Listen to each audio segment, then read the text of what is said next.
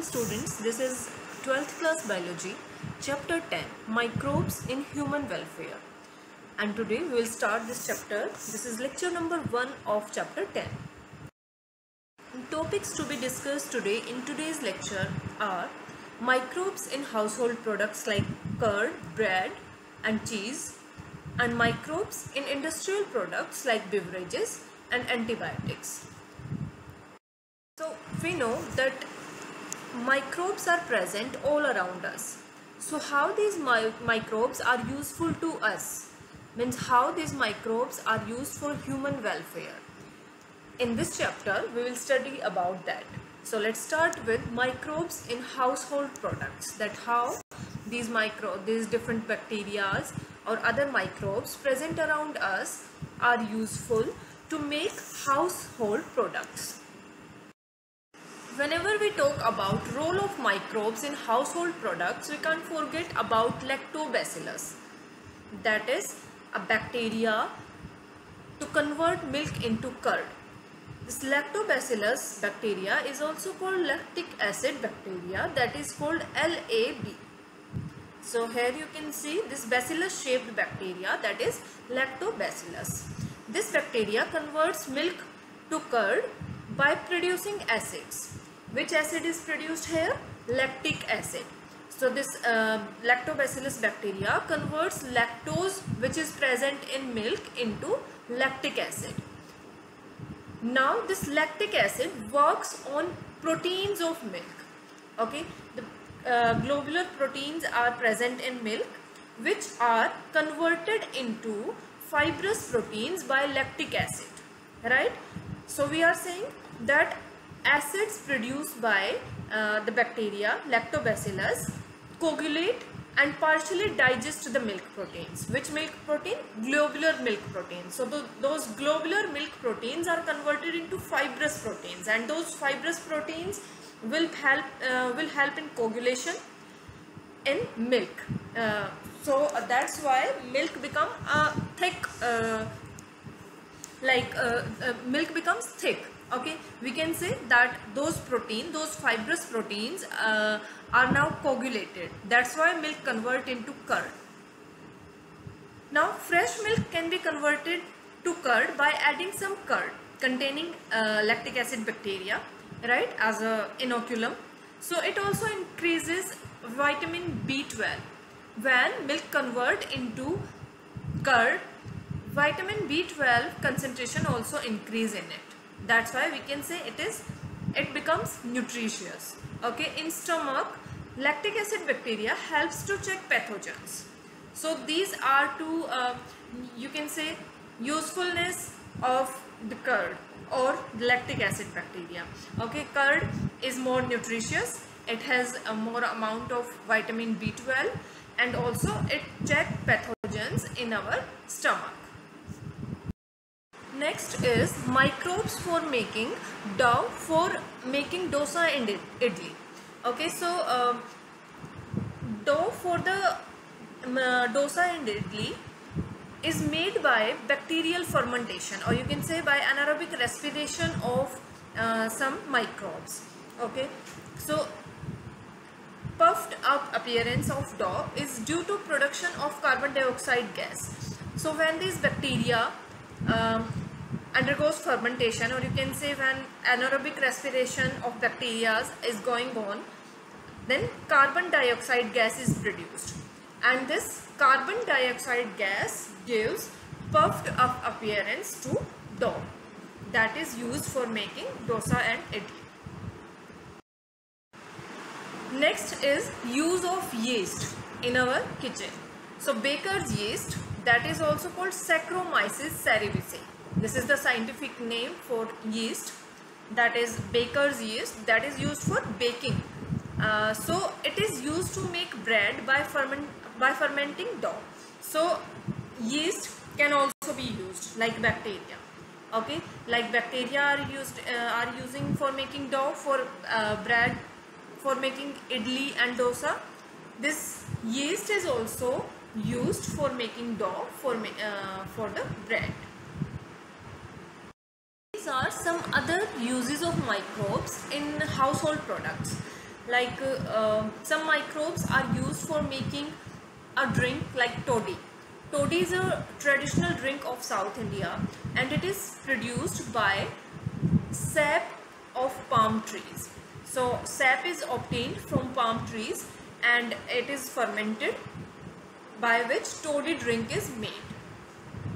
Now some microbes are also used to ferment fish, some are used to ferment soya bean, here you can see, and some microbes are used to ferment bamboo shoot to convert these into pickle. Okay, so these different food items are prepared with the help of microbes by their fermentation process.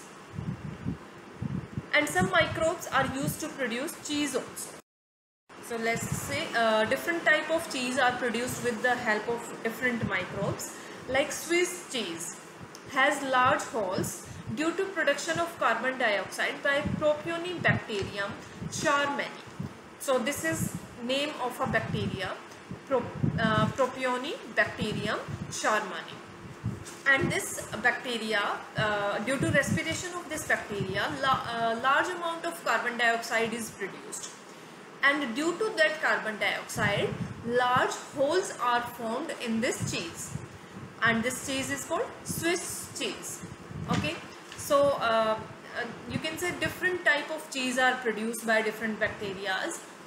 Like Roquefort cheese is ripened by growing a fungus. Which fungus? Penicillium roqueforti. So Penicillium roqueforti is a fungus that is used for making Roquefort cheese. And Propionibacterium is a bacteria that is used for making Swiss cheese. So yeast as well as bacteria can be used for making cheese. Next is use of microbes in industrial products, for making industrial products. Production of beverages, antibiotic, etc. on an industrial scale requires growing microbes in very large vessels, and these are called fermenters. So beverages and antibiotics can be produced in industries with the help of microbes. Okay, so there is a need to grow the microbes, and these microbes are grown in large vessels in industries, and these large vessels are called fermenters. So these are large vessels which are called fermenters, which are used in industries for making different products. Fermented beverages, these are produced in industries with the help of microbes, and the microbe that is used for making beverages is yeast. Which yeast is used here? Saccharomyces cerevisiae, the same yeast that is used in baking also. Okay, so this Saccharomyces cerevisiae is also called brewer's yeast because it is used in brewing industry for making beverages. So it is called brewer's yeast as well as baking yeast, right? This yeast is used in production of beverages by fermenting malted cereals. These are malted cereals, and you can say these are germinated cereals, okay, which are first soaked in water and then are germinated at high temperature. So these malted cereals are kept in presence of yeast, okay, and their fermentation takes place and beverages are produced. These malted cereals as well as some fruit juices can be used for making ethanol, or you can say for making beverages with the help of yeast, Saccharomyces cerevisiae. So malted cereal and fruit juices are used to produce ethanol in presence of yeast. Now wine and beer, these are name of some beverages. So wine and beer are produced without distillation. Distillation is a process of separating components of a mixture based on different boiling points, right? So we can say it is a process to concentrate the alcohol, to purify the alcohol, right? So this wine and beer are produced without distillation, means alcohol is not purified here, right? It is not in the form in its concentrated form. But whiskey, brandy, rum, gin, arrack, all these beverages are produced by distillation of fermented broth. Fermented broth like these malted cereal, when these are fermented, so the mixture that is formed after the fermentation, that is fermented broth, and then distillation is done to concentrate the alcohol in these beverages. So whiskey, brandy, rum, all these are produced by distillation, and wine and beer are produced without distillation. Next is production of antibiotics for human welfare, and these antibiotics are chemical substances produced by some microbes and can kill or retard the growth of pathogens.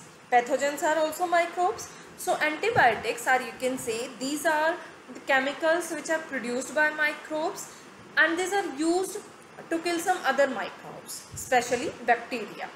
Okay, so name antibiotic means against the life of pathogens. So name antibiotic means against the life of pathogens.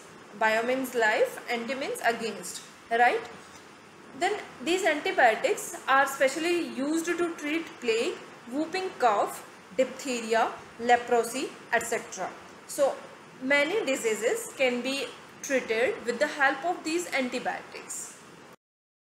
Now, how the microbes have helped in production of antibiotics? Penicillin. Penicillin was the first antibiotic, and it was discovered by Alexander Fleming, right? And he observed how he discovered this antibiotic first time. Alexander Fleming discovered that staphylococci could not grow around a mud. Actually, Alexander Fleming was working with staphylococci, a bacteria. Okay, he was growing staphylococci bacteria in a cultural plate in his laboratory. So during his experiment, he found that this bacteria was not able to grow around a mud, Penicillium notatum. By chance, this fungus grow on the that cultural plate of the bacteria. Okay, and due to presence of this fungus, Penicillium notatum, that bacteria staphylococci was not able to grow there on that plate, you can say, right? So we can say in the presence of Penicillium notatum fungi, bacteria staphylococci is not able to grow. Okay, it was observed by Alexander Fleming during his experiment on staphylococci bacteria. So staphylococci could not grow around a mud, growing in unwashed cultural plates. Unwashed cultural plates which were infected with the fungi, right? Now he extracted penicillin from it. So penicillin, that was the first antibiotic, was extracted from because he found that bacteria was not able to grow in the presence of this fungus. That's why from this fungus, Penicillium notatum, this penicillin antibiotic was extracted, right? He observed that this antibiotic can be used to kill the bacteria.